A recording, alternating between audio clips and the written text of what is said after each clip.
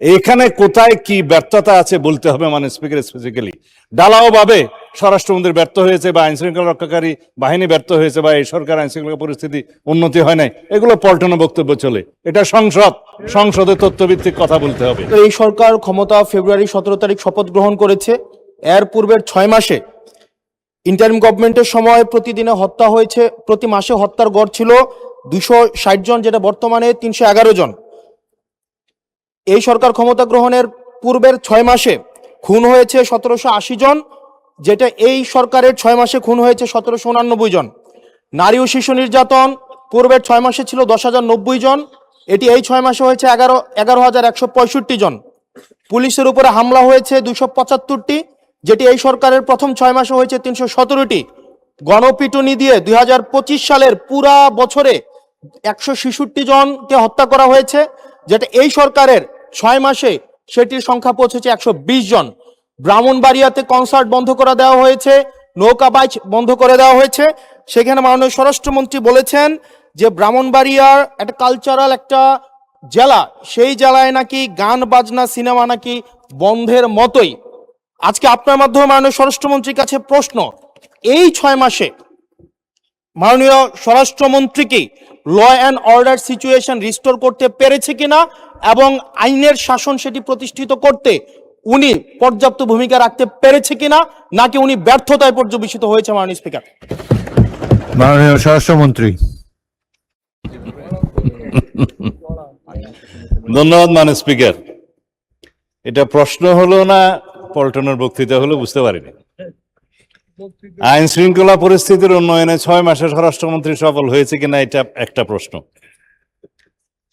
তারপর ব্রাহ্মণবাড়িয়া জেলায় cinema hall কেন নাই সেটা আরেকটা প্রশ্ন।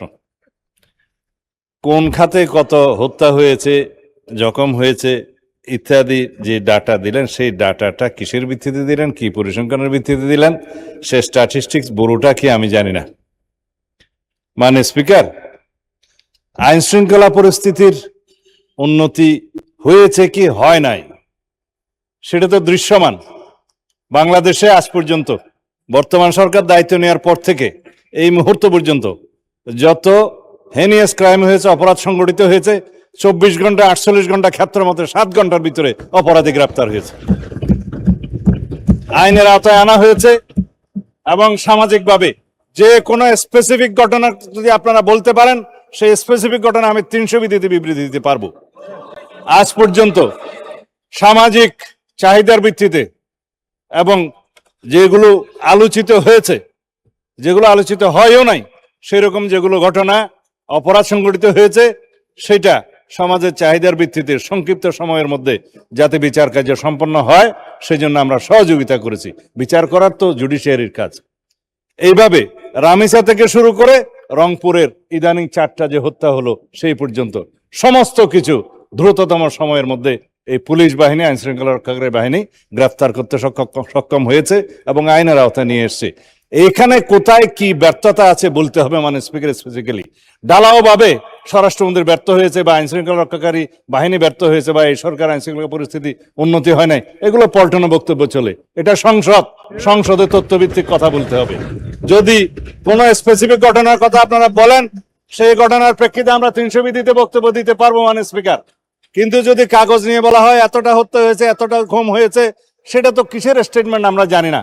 আমরা গতবারও সংসদে আমরা 300 বিধিতে বক্তব্য দিয়েছি, স্টেটমেন্ট দিয়েছি এবং সংসদের জেনারেল আলোচনার মধ্যেও বলেছি, ডাটা দিয়েছি। তার মধ্যে আমরা প্রত্যেকটা পরিসংখ্যান করে প্রত্যেকটা অপরাধ ভিত্তিক চিত্র আমরা তুলে ধরেছিলাম। তখন কেউ বলতে পারে না স্পিকার।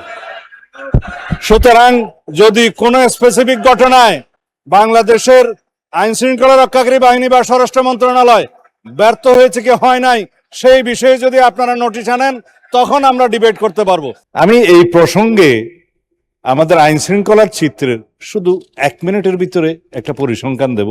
এটা যেহেতু আমি মহান জাতীয় সংসদে বলছি, এটা আপনার ডকুমেন্ট, পাবলিক ডকুমেন্ট হিসেবে ক্রিয়েট নিতে পারবেন এবং বিরোধী দলের মাননীয় সদস্য একজন যেভাবে পল্টনে কায়দা বক্তৃতা দিলেন, তারও এটা উপকারে আসতে পারে।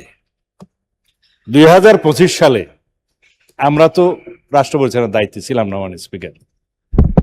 2025 সালের জানুয়ারি থেকে আগস্ট পর্যন্ত তুলনামূলক বিবরণীতে মাসওয়ারি 2026 সালের জানুয়ারি থেকে আগস্ট পর্যন্ত খুনের পরিসংখ্যান তখন হয়েছিল যখন তারা ছিলেন আর কি 2607টা, বর্তমান সরকারের সময়ে 2332টা, 300-র বেশি কমেছে মাননীয় স্পিকার। নারী ও শিশু নির্যাতনের ডকুমেন্ট, নারী ও শিশু নির্যাতনের তুলনামূলক চিত্র ওই একই 2025 জানুয়ারি থেকে আগস্ট পর্যন্ত 11,269, বর্তমান সময়ে একই সময়ে 9,347, প্রায় 2,500-এর বেশ কম।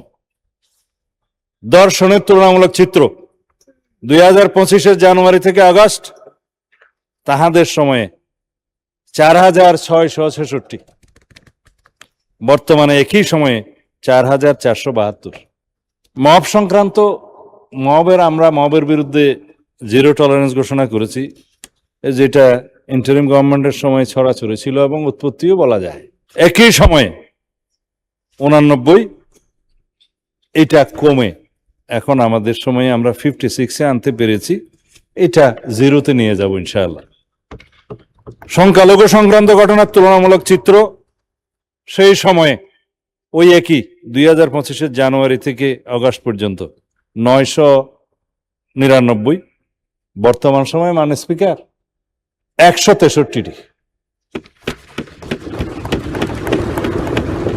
অস্ত্র, গোলাবারুদ, মাদক উদ্ধার, এগুলা অনেক লম্বা বলতে হবে মাননীয় স্পিকার। এটা একটা বৈপ্লবিক উন্নতি না বললেও আমি বলবো দৃশ্যমান এবং জনপ্রত্যাশিত উন্নতি হয়েছে মাননীয় স্পিকার।